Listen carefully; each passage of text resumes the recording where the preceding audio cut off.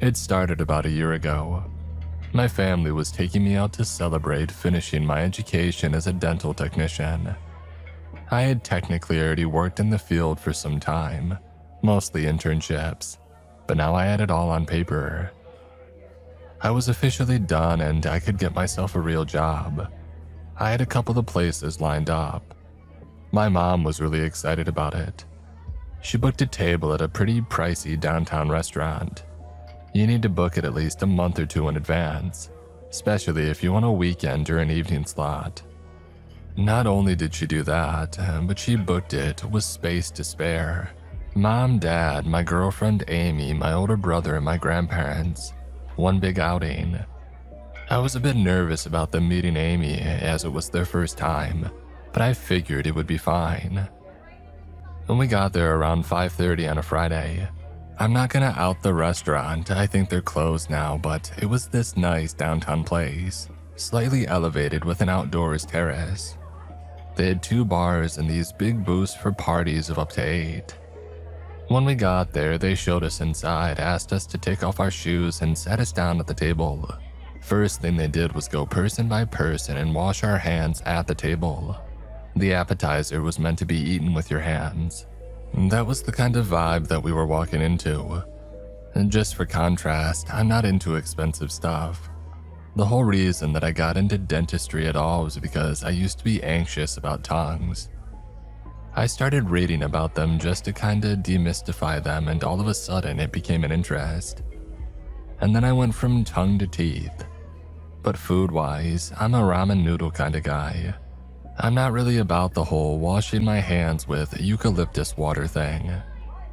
And we had a couple of drinks, some laughs, some appetizers. And they had this shrimp thing they served with dry ice that made the whole table look like a cloud. The chef was apparently some big thing. I think I've seen him on the TV a couple of times. Let's just call him Chef Mike for reference. It'd be too easy to identify him if I gave you the real first name. We saw him a couple of times that day. A lot of people were running in and out of the kitchen, and if you listen closely, you could hear somebody yelling in the other room. As the clock closed in on 6 p.m., a waiter put down a plate right next to me. No one else got a plate like that. It was a kind of zesty halibut with haricots, verts, and asparagus foam. When I looked up, I realized that I had been served by Chef Mike himself. "For the birthday boy," he smiled. "It's not my birthday," I smiled back, "but thank you." "Pardon my assumption. May I ask the occasion?" The others at the table chimed in. My grandparents were talking about how inventive I was as a child. My mother straightened her back and started talking about my excellent oral health. Amy was clinging to my arm, a bit overwhelmed by the whole outing. She's not a fan of strangers. Chef Mike just smiled at me. "Oh, then you must have a refined palate," he said. "Please, it's on the house." A clock chimed in the background. 6 p.m. on the dot. I took a bite. I'm not gonna say that the halibut was the best thing I had ever had. It wasn't. It was good though. Buttery smooth with just enough texture to stick to your tongue. The foam did a lot of heavy lifting. It was just a couple of bites, but I really enjoyed it. There really wasn't much more to it. We had a lovely dinner and dessert, and then as we called it a night, Amy and I took an Uber back to our place. That's when I noticed something curious. Somebody had sent me money. $80. Now, it's not a lot of money, but there was no name or note attached to it. I figured it was my parents wanting to give me a little extra to go out with Amy, but I wasn't sure. I chalked it up to miscommunication and sent out a, "Hey, thanks for the $80" in the family group chat. No one responded. I didn't really think about it. The next day, I was back to slurping up a pack of ramen noodles while doing paperwork. To be a bit extra fancy, I added some fresh bell peppers. I was halfway through an article when I got a notification. $65. No name or note attached. Strange. Not just that I got money again, but that it was a different amount.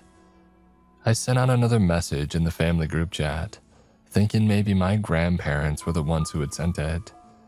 Maybe they thought the first didn't go through. I could only speculate, but the group chat stayed silent. Over the next few days, I noticed a couple of things. First of all, there were days when I didn't get any money at all. I did get a couple more deposits though, but only on days when I had dinner at exactly 6 p.m. It was the only common denominator. Ramen with bell peppers, yeah, I know, twice in a week, got me another $65. Fried chicken and rice got me $70. Add some curry sauce and have it again the next day. I got $73. The sums would differ, but I would only get something on the days where I ate at exactly 6 p.m. And the thing is, it was fast and consistent. I could be sitting at home chilling in front of the TV and I would get a notification, but only if I was having dinner at 6 p.m. This brought me to a couple of uncomfortable realizations. First off, the sums would differ depending on what I ate, meaning that there was some kind of rating system. And second of all, and maybe more importantly, somebody could tell when I was eating. Someone was somehow observing me eat. This triggered all kinds of paranoid responses in me. I would stop eating out of spite.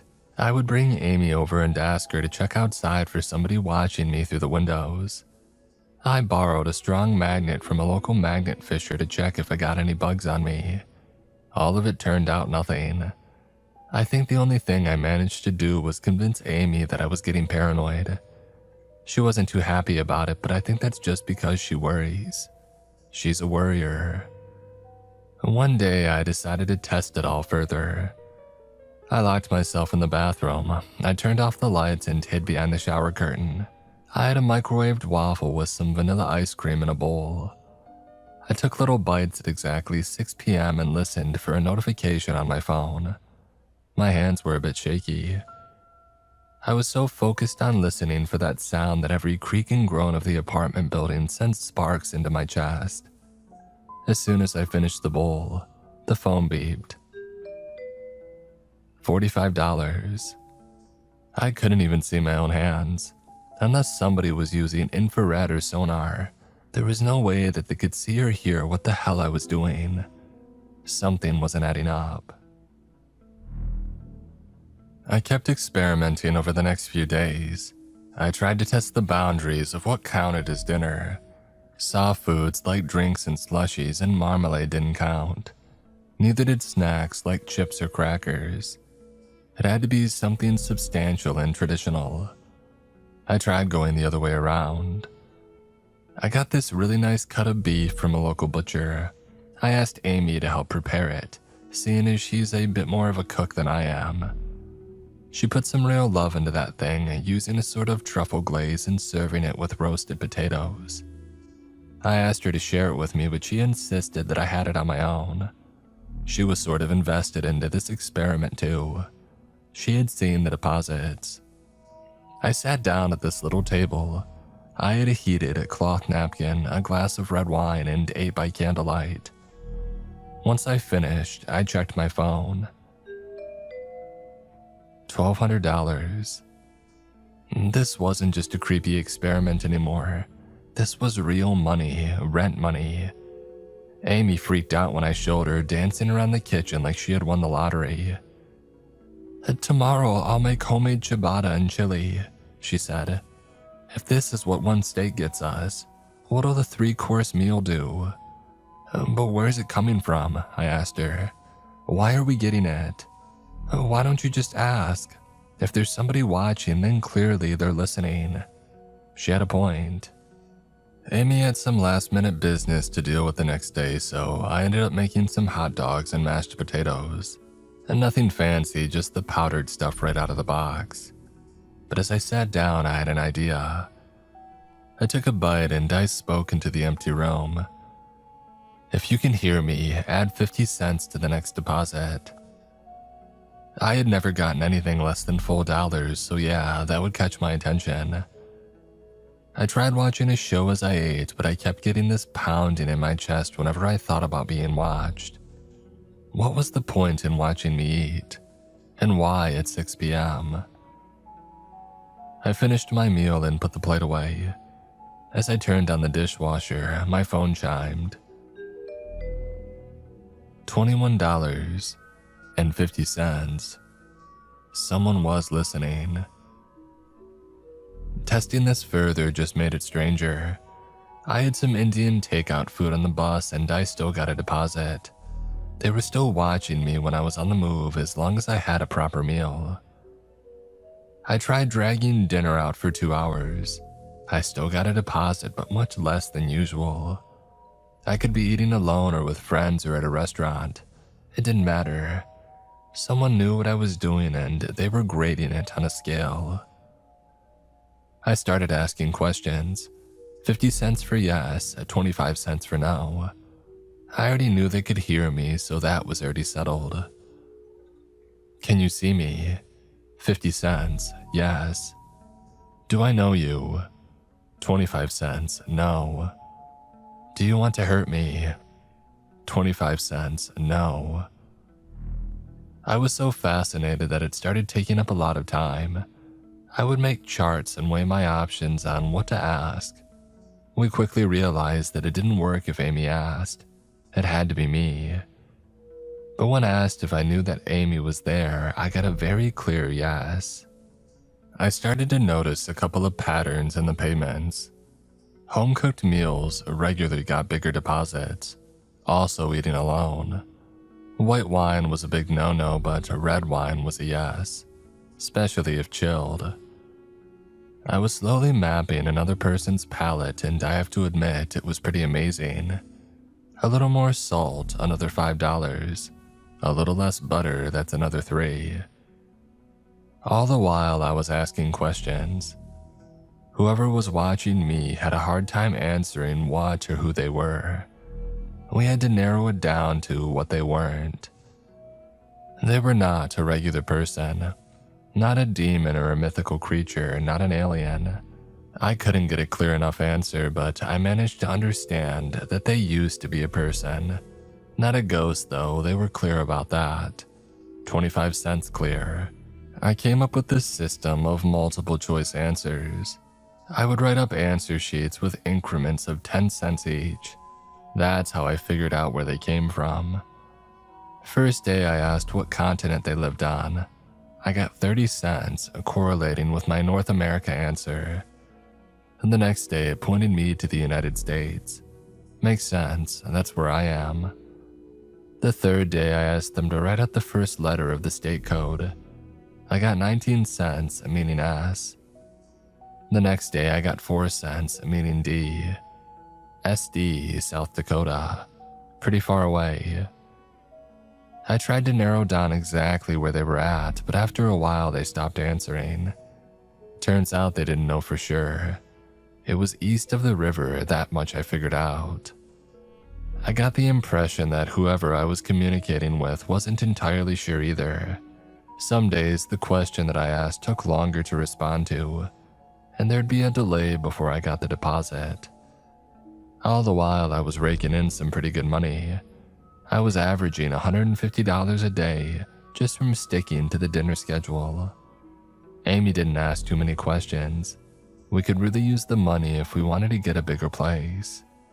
But I had to start asking some uncomfortable questions. I couldn't get over what kind of deal I was actually making. Why would someone go to such lengths just to have me follow a strict schedule? And it was then, almost 2 months after that celebration dinner, that I got a visitor. It was a regular Tuesday. I had started my new job just a couple of weeks prior, so I was more tired than usual when I got home from work. All the tension of getting to know a new workplace and just collapsed from my shoulders. Amy was working overtime, but she had prepared a recipe for me to make to ensure that we got the most out of our daily mystery deposit. But that's when I got a knock on the door. Now I get visitors every now and then. My parents, family, Amy's friends. But this was someone that I hadn't seen at my door before. Looking through the peephole, I realized that I was looking at none other than our local celebrity chef, Chef Mike. I opened the door, scratching my head. "Hey," he said, dropping the TV persona. "Remember me?" "Yeah, sure," I said. "What are you doing here?" "Have you been getting the payments?" "You know about them." "Yeah," he nodded. "I get them sometimes too. I just gotta cook the right thing." I invited him in and we got to chatting. Chef Mike told me all about the setup. About once a week, he got a deposit if he served that halibut dish to someone. They didn't have to order it and he would pay for it. It just had to be prepared in a certain way and offered at a certain time and date. As Chef Mike explained it, he wandered around my kitchen making sure to not touch the counter. It was kind of filthy. Amy doesn't really do dishes and I'm not much for cleaning. Chef Mike gave me a long look. "I stopped getting payments after you came by. I think our benefactor has taken a liking to you." "Benefactor? Is that what it is?" "I honestly don't know," he shrugged. "But whatever it is, it kickstarted my career. I made some serious money with this arrangement. Just from cooking halibut. It's not just cooking a halibut, it's cooking it to perfection. It's cooking it over a process that has taken me years to calibrate. No one else can do it. It's unique." He pointed a finger at me and I sat down. Chef Mike had come by to cook me dinner. He wasn't getting payments for halibut anymore, so he figured the benefactor had taken a liking to me. He wanted to try cooking for me to see if it paid off. It sounded almost threatening, like he wasn't asking. He wanted me to agree to him coming by 2 times per week, cooking things he knew would get us a lot of money. I wouldn't have to send him anything, he got deposits of his own. Somehow, our benefactor knew that not only was I having dinner at the exact time, but he also knew exactly who had prepared it. And I mean, what could I say? I was getting paid to enjoy a gourmet meal 2 times a week. How can that be a bad thing? I wasn't being tricked here, I saw the whole thing from start to finish. No matter if he made a paella or a chicken frittata, I'd see the whole thing, no tricks. So yeah, I agreed. Amy would have killed me if I didn't. She got all the leftovers that she wanted. That, and she was a bit of a closeted Chef Mike fan. She followed his YouTube channel. Things changed rapidly after Chef Mike and I shook hands on this deal. He got all new kitchenware for me and had a firm come by to clean. He put in this new hood over the stove and put in a wall-mounted spice rack. All custom jars and no labels necessary. On days when he came by, he would sometimes bring an assistant or a sous chef. He was taking it seriously. I can't count how many unnamed people came and went through my kitchen during those days. Some didn't even look like chefs, more like mercenaries. And deposits had kicked up significantly. My max payout was somewhere around $3,200.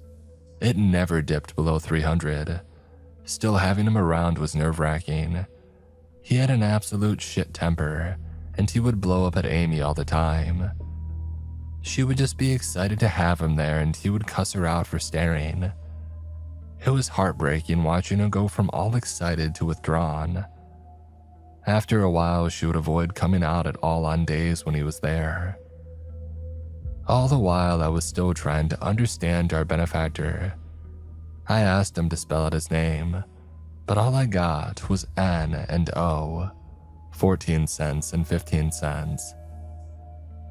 And then I decided that I had to ask some big questions, something that would take a long time to answer, but that I had to know.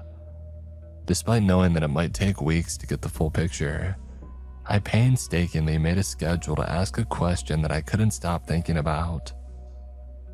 How can you see me? It took 8 days to get a complete answer. Every day, I checked the deposit and the corresponding number of cents. I put up one post-it a day until the answer was staring at me. 21, 18, 5, 25, 5, and 19. Your eyes. I tried eating with my eyes closed, but that didn't seem to affect it at all. That confused me. If this thing could somehow experience things through my eyes, that didn't explain why it wanted me to eat. I started getting strange messages not related to the questions that I had asked. Letters that wasn't a response to anything that I asked. I could ask a yes or no question and get 4 cents. A D. Over the weeks that followed, I filled my fridge with all kinds of strange messages, all written on colorful post-it notes. Good taste, best tongue, more salt. Chef Mike shared that he was getting messages too, but he hadn't figured out that they had a meaning yet. It was only when I pointed it out that he realized that he had started getting cents. He hadn't gotten those before. He wrote out all the cents that he had received in a number sequence and had me translate it while he cooked. And this one says, "Can't see," I said, pointing to a series of post-its. This other one says, "Can't touch." So he can't touch and can't see. And he lives in South Dakota. And he sees things with other people's eyes. Chef Mike shuddered. He didn't like that. Amy was standing quiet in the corner, keeping her head down. He says that I have a good tongue. The best, I added. What do you think that means? Well, Chef Mike sighed. Over the years I've worked with him, he made me perfect that one halibut dish as a sort of calibration. Maybe he was looking for someone to enjoy it the right way. But how does he know that I do that? He shrugged. See through your eyes, taste through your tongue. Taking all that I had learned into account, I decided to dive deeper into another question. Why specifically at 6 p.m.? Why was that so important? And the answer I got was as simple as it was infuriating. Dinner. I asked what happened before that and why it couldn't be 5 p.m. Gym. The benefactor had a schedule. Work, gym, dinner, woman, sleep. I got this impression of somebody living vicariously through others, maybe literally. How else can you explain somebody knowing that I'm eating strawberries and cream in the dark, and not just flushing them down the toilet? I shared my findings with Amy, all the post-its, the talks with Chef Mike, the experiments, the questions. I showed her my conclusions and suspicions, drawing it out of my iPad like I was mapping a conspiracy theory. Red lines from one circle to another, dates, answers. I had printed out pages of deposits and highlighted every cent. Just in case, I had checked if the full dollar amount was anything due. It wasn't. And that rating, it was getting intricate. The benefactor had a very particular palate. It enjoyed beef the most, well done surprisingly. Grilled was a no-go, but it enjoyed the barbecue in various glazes. There was a little upshoot whenever I had a pleasant appetizer, and even more if I finished with a dessert. Chef Mike managed to break the record with a $4,100 deposit after serving me a 4-course meal. But man, it was awkward. I was just sitting there savoring it, while Amy watched from the other side of the room. I could tell that she was having second thoughts about this entire thing. I couldn't blame her, but we were talking about big money by now. This was a daily income in the potential thousands. Finally, at one point, she just flat out asked me about all of it. We were driving home from the grocery store and she had me pull over.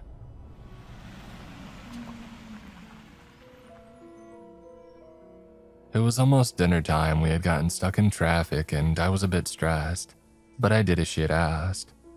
She put her hand on my shoulder. I think we should stop, she said. We got so much from this, there's gotta be a problem with it. I don't feel comfortable doing this. It's a lot of money, I agreed, but can we afford to stop? She nodded. We got a lot, I know, and we can put it to good use. But when's enough? Didn't you want to be a dental technician? I am a dental technician, I insisted. You spend more time on your charts and recipes, she said. That's all your time. It's income in the thousands, Amy. The thousands. And what do they get from you that's worth that kind of money? I didn't have an answer. My tongue felt dry. The clock was almost 6 p.m. I leaned back and smacked my seat. Amy recoiled a little and I reached out to apologize. We were okay, it was just a lot. And I mean, yeah, she was right. I was being paid for something that I didn't understand, and it was a lot of money. If I can't understand it, how can I consent to it? I decided to swallow my pride and agree with her. And so that day I skipped dinner, and for the next week, I kept that up. It was a bit strange as stepping away from a strict schedule, and Chef Mike wasn't all that happy about it. He went back to making that halibut dish, looking for somebody new to appease the benefactor. I would get these occasional messages like, "No one yet," and "You sure you're still out?" The message that stuck with me the most was just, "Do you know how lucky you are?" I stopped responding after a while. Amy was doing a lot better. We started eating together again and we could be a bit more spontaneous. It was a load off my shoulders, but I would still catch myself wondering at times. Whenever 6 p.m. rolled around, was something looking through my eyes? Was it tasting my tongue? Or had it moved on? There were no more deposits. It sucked not to have that income, but it was a strange thing to rely on to begin with. And I won't lie, it was convenient as hell. But there is something uncomfortable to it. I can't put my finger on it. But after 2 weeks of stepping away from the deal, something changed. I lost my job. I'm not saying that I was the perfect employee, but I was doing a lot better now that I didn't have any distractions. It came out of nowhere. There were no mass layoffs or anything, it was just me. And on the same day as some nameless security goon is carrying my stuff to my car, I get a text from Amy.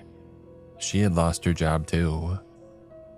All of a sudden, that income is looking like a lifesaver. But I couldn't help but think, what if that's the point? What if this was orchestrated? How far can this benefactor reach? And that night, Amy went to see her sister. The two of them are really close and she needed some time alone. Meanwhile, I had made some spaghetti and meatballs and I sat down to eat at exactly 6 p.m. I remember sitting there at the kitchen table eating in silence, looking at my iPad across the table. I had written a question.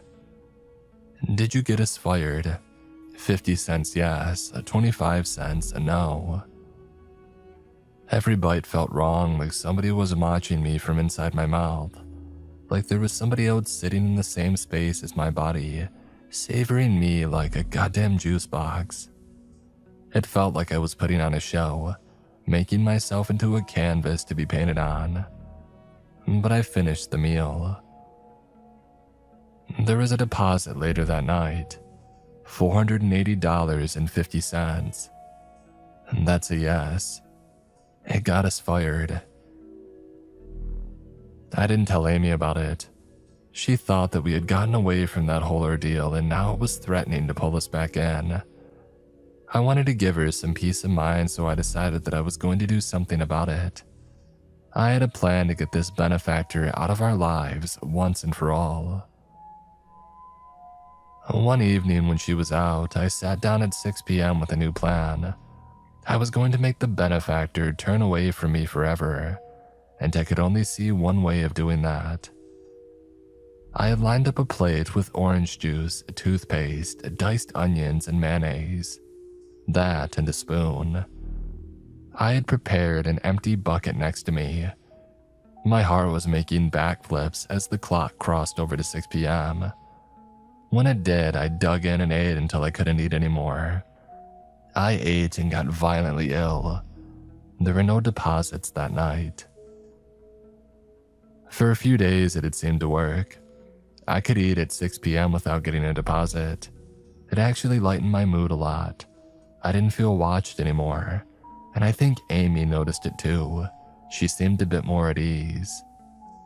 At dinner time had become this unspoken stigma between us, but we had started to look past it. We could joke about it, plan a little outing. We might even have dinner at 6 p.m. We moved back into a better routine. I took down the Post-its from the fridge. I deleted the document with all my findings. I'll admit I wasn't sure about that one. There's no harm in keeping a file on your computer. But then again, if I wanted to fully commit, I couldn't keep that stuff around. After much deliberation, I cleared it out. Things were looking up and I got a new job interview. Amy and I were looking at bigger apartments, hoping to find something within our price range. Not for now, but for when we got back up on our feet. But things don't always turn out like you want. It was the middle of the afternoon and I had spent my day talking to some old classmates. I was waiting for a response from a recruiter who had shown some interest. I got out of my car at around 4 p.m., bringing some groceries along. The front door was open and so I figured Amy was at home. I did what I always did. I spoke out loud about my day. "Mark got a new job," I said. "Sounds like it wasn't just me that's been laid off." No response. "I got some turkey breast. I figured we could make some." I looked down at my grocery bag. Turns out somebody had switched it. This wasn't what I had bought. But for that to happen, they must have been in the car while I had checked my phone. Looking up, there was a man in my living room. He was about 6'3", slim shoulders, thick horn-rimmed glasses, a buzz cut, gray dress coat, simple blue jeans. Something in my blood froze when I saw him. I think I've seen him at Chef Mike's place. It was like coming face to face with a lion. All kinds of strange details just burned into my head. The way that he laced his shoes, the silver ring on his left index finger, the slight hint of a scar on his neck, the tinted blue sunflower on the commercial rolling in the background. We just stared at each other for a second. I counted my breaths, trying to keep my brain from spiraling. I was making 100 plans at once, and they were all incomplete. Run, scream, shout, talk. Why aren't I talking? Do something. He burst into a sprint. I dropped my groceries and got about 5 steps before he caught my neck and pushed me down. I felt something cold, metallic, and heavy push against the back of my skull. Not a word. Not a single goddamn word. The world turns black with a blindfold. I tried to listen for details, count my steps. There were more people and they were trying to disorient me. They put a hood over my head and spun me around, pushing me to the ground a couple of times. I couldn't figure out the direction that we were going. They threw me into a car, a big one by the sound of it.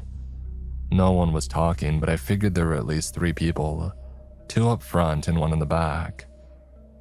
The car ride was over 40 minutes, but we took a lot of turns. We might have been going in circles for a while. Once we came to a stop, they pulled me out and kept driving. I never even saw the car. Still, not a word from either of them. I was pulled inside a building and escorted down some stairs, a cellar. I was pushed into a cheap chair that scraped against an uneven stone floor. And then there was a voice. Time. 4:48. Clear out. People left the room. Another chair squeaked as somebody sat down across from me. They leaned in, making sure the chains on my hands were secured to the table. Let me tell you about my job. The silence was unbearable. I could barely hear him over my own breathing. I've had a job for 6 years, he said. Best job I've ever had. Before this, I was ready to bite a bullet. I had no purpose, no income, nothing. He tapped something against my head. And then one day a man walks past me, and I look at him a little longer than I usually do. He looks weird, has a feel to him, and all of a sudden I get $20, just like that. So you know what I do? He leans in. I look a little closer.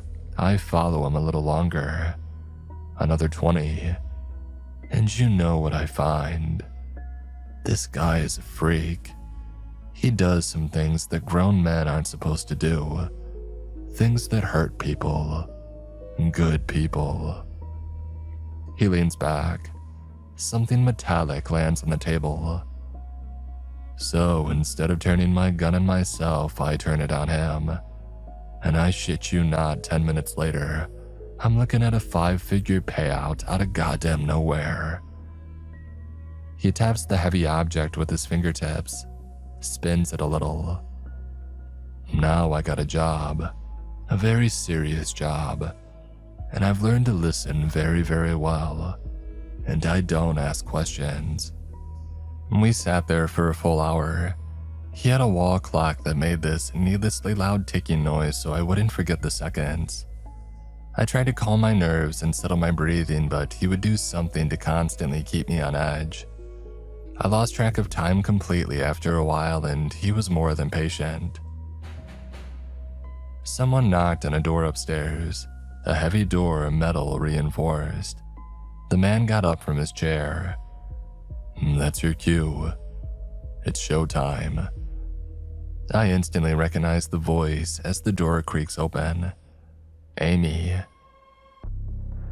They drag her down in chains, kicking and screaming. She yells my name. Not that I can do anything, it's like reaching for a teddy bear. She's just screaming to get the fear out, and it aches in me not to be able to do anything. The man has a gun. Something small clinks onto the table in front of me when he pulls off the blindfold. I'm sitting in a dark basement. There are 8 men in the room, all armed with submachine guns. They've chained Amy to the wall. They got her purse tangled up, so they cut the straps off with a Bowie knife. They're all masked. Black masks, carbon fiber with felt over the eyes. They have different skin tones and build. No visible tattoos. There are 6 plates in front of me. A bacon and water chestnut appetizer, Caesar salad with a mild cheese, lightly fried halibut with hollandaise sauce and collard greens, rice balls with a spicy mayonnaise served with steak tenderloin, a turkey burger slider, and a cup of chocolate lava cake for dessert. 3 perfectly placed glasses of red wine, water, and white wine. Amy is screaming herself to death. I can hear her voice breaking. I realize that one of the men are behind me and he's holding something. I can hear a leather strap just inches from the back of my head. He's pointing something at me. Once the clock turns to 6 p.m., one of the men nod at me. Bon appetit. I take my time with the dishes. I don't want to give them an excuse to shoot me in the back of the head. It all tastes like salt anyway. I must have bitten my tongue when they attacked me. The wine burns my tongue and my eyes water. A little blood drizzles out of the corner of my lips. Amy is a mess. She's on her knees repeating please over and over like a mantra. She is terrified of strangers and the claustrophobia isn't helping. No one is budging. They're not even looking at her. I take bite after bite, knowing full well that I'm being looked at from the inside out. You can taste the salt on my tongue. You can feel the pieces sliding down my gullet. You can feel my nervous stomach rumbling as I force myself to chew. How can he want this? One of the men checks their watch. Send the chef home. Have our guest finish in 10 minutes or kill the girl. Make it a challenge. The man standing behind me huffs and grabs my head and smashes it into the table. The table cracks a little, cheap plastic probably stolen from a yard. He doesn't have a gun. He has some kind of pop rivet. He's not killing me, he's going to hurt me bad. It takes me a moment to register the pain. He pulls out my tongue and pierces it with a rivet.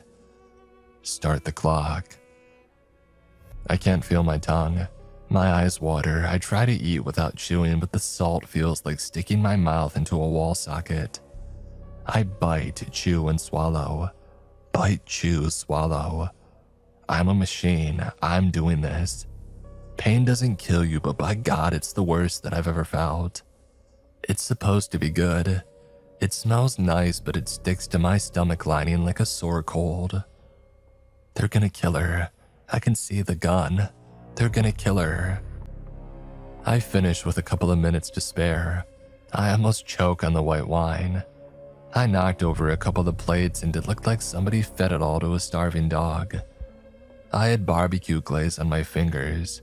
Hands are faster than forks.